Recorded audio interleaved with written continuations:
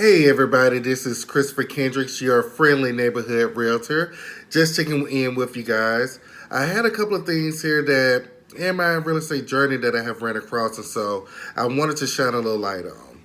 I'm going to try to make this video as short as possible, but I did want to cover at least maybe 4 or 5 things.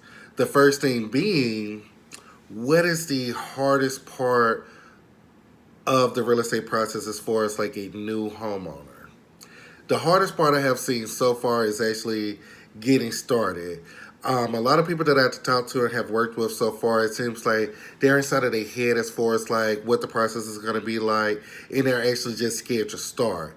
And so that becomes the actual hardest part about actually just starting the process, is just actually starting it.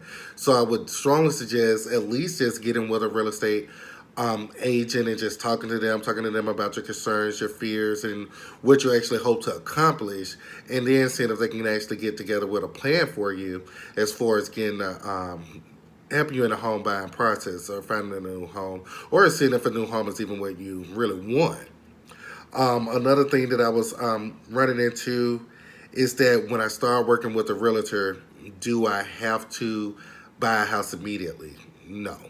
Look, the time is all on your side. So if you want to actually start working with a realtor today, but you actually closing on your house and finding a house is not going to happen until 6 months later, that's completely fine. That's everything is all up to you.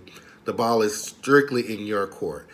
If it takes you going out to see 10 to 20 houses to satisfy your needs, hey, that's perfectly fine. The realtor works for you. The realtor is there to basically just guide you, help you find information, put you on the right path, and see what's going to be best for you. But ultimately, just because you start working with the realtor today, that does not mean that, hey, tomorrow we need to go and start looking at houses or anything like that. Trust me, you're able to pace yourself, take time. Sometimes you may need to take time off or take a break. All of that is perfectly fine because, hey, buying a house is always, like I say, is a big purchase, major purchase. So it's not nothing that you would need to rush into. It's something that you definitely want to talk about, think about, sleep on it, come back, revisit it. So, but you can still work with the realtor in the process and let them know what's going on and actually have them help you. Another thing that I have ran across is that some people say, I do want to get into home ownership, but I don't want to buy a house. I don't want to have to worry about the maintenance. I don't want to have to worry about cutting the grass and things of that nature. Well, there's always other options when it comes to home ownership. You can always look into condos. You can also look into lofts to where most of the common areas like pools and sidewalks and entryways, things like that, is maintained by somebody else. That's not something that you have to do. There's also other options as far as home ownership with low maintenance, like townhouses. Some townhouses, you have little to no backyard or front yard that you will actually have to worry about actually maintaining. And even with some houses, you can actually get them to where they have homeowner associations to where you may have to pay fees and dues, but however, there's somebody else that will actually come out and take care of the work of the yard work for you. Also, as far as like, I know most people are used to, like with apartments, something breaks down, what you do? You call your landlord, you call the rent office, somebody comes out there and they fix it for you.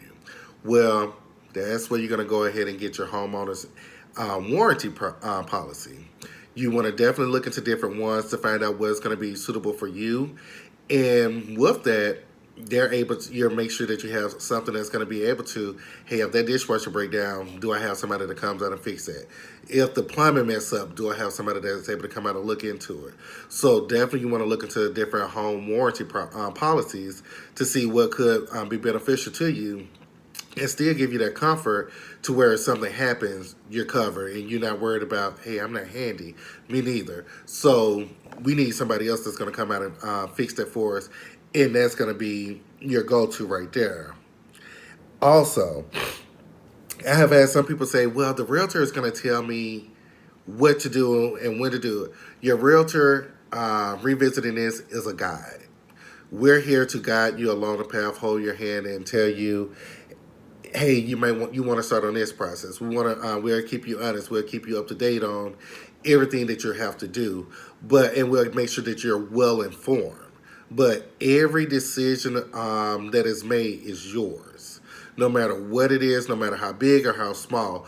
Every decision that you make as the new home buyer is your decision, and everything is completely up to you. So you have free range to ask as many questions as you want to, and you have free range to stop and go and say, hey, we're going to do it this way, or we're going to do it that way. The only thing is, just consider yourself the president, and your agent is just your trusty advisor. We're here to advise you and make sure that you're well informed. Now, you can choose path A or path B. Now, my job, I'm just going to let you know that, hey, now we go down A, we got to deal with X, Y, and Z. Now, if we go down B, we only have to deal with 1, 2, and 3. So now, which one do you feel comfortable doing? That's our job. But ultimately, hey, if I tell you that now we got a lot of stuff we're gonna have to jump to, but we can do B, it's up to you. Do you want to do it? Lastly, everybody comes up and say, well, you can determine how much I can get for a house. Well, how much I can afford to spend on a house. Let me tell you how much I made. Well, this is what I tell everybody. Loan officer. Find a loan officer. Find somebody that's going to... Those are going to be the ones to go to first to get you pre-approved and pre-qualified to see how much you will be able to spend on a house. Honestly, I tell everyone there's no need to go and looking at a house, especially looking at a $200,000 house, and we come back after talking to the loan officer, we probably can only afford 120, 130. So it's definitely going to be best to actually speak with them, and don't be afraid of them. Those guys, those ladies and gentlemen, they want to get you approved. They're going to find ways to get you approved. So speak with them. See what can be done. Sometimes, no, the approval may not be something that can happen immediately, but they will be able to look at everything that you got on, factor it in, and actually see what you need to do down the line to go ahead and get approved. But once again, it goes back to just starting. You will never know exactly what you need to do until you get started, until you call one of them. And ultimately, I have a couple of them on my list that I have worked with. They're great. So if you need help or you need suggestions on who to call, definitely reach out to me. Let me know, and I'll be more than happy to put you in the right direction and give you a list and see who you would like to contact. Once again, my name is Chris with Keller Williams Realty. If you like this video, definitely give me a thumbs up. Leave a comment in below to let me know if you have any questions or concerns or how you felt about the video, if it was beneficial to anybody. Also, if you just have any questions and you don't feel comfortable leaving a comment, hey, shoot me an instant message or a DM or something like that, and just let me know. As always, thanks for watching. Guys, have a great and blessed day. Bye.